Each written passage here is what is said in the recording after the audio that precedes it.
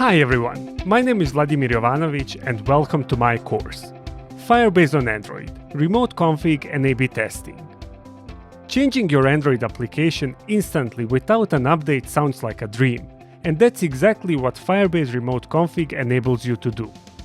And to help you decide which change would bring the biggest value to you and your application, Firebase also offers a tool called Firebase A/B Testing.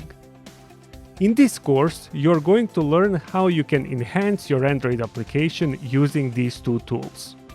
Some of the major topics that we will cover include introduction to remote config and A/B testing, integration of remote config into Android applications, and testing Android applications using Firebase A/B testing.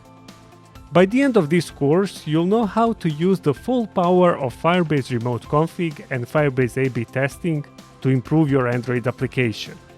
Before beginning the course, you should be familiar with Android basics and have some experience with Android Studio.